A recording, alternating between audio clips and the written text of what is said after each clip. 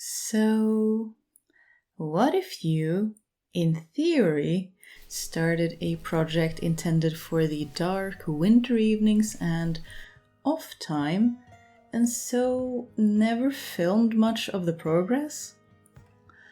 But as you're finishing it, you realize that it might just be your favorite thing ever and you really want to share it with everyone.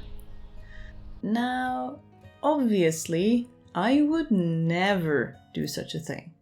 Except I may have started on this experimental sweater pattern completely covered in leaves in January 2022 and then left it unattended for months at a time because there were always more pressing things. It is only the second sweater I have ever knitted, and while I had a fair inkling that my modifications would work, what if they didn't? Because I couldn't just follow a pre-made pattern like a sane person might. No, I found an existing shawl pattern, adapted it to a top-down raglan sweater, and just knitted until it fit my measurements. So, as a small compensation for the utter lack of documentation on this project, I have written down all my steps and thought process for the sweater in a link down below, should you wish to attempt to create your own. It is my hope that, by relying on measurements rather than fixed stitch counts, it is fairly size inclusive, but I have not had the chance to test that on any other body than my own, so I might be mistaken.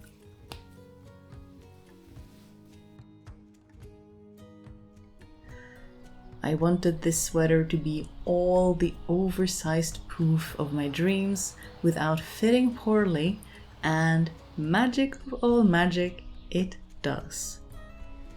It is almost a bit of a shame that I finished it during summer here in Norway, because sweater weather is not quite upon us yet, no matter how much I wish it were.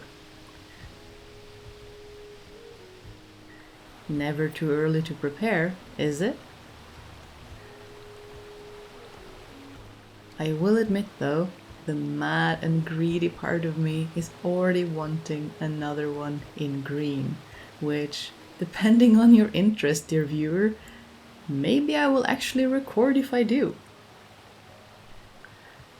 Now, if you'll excuse me, I am off to fulfill my true form of being a pile of autumn leaves.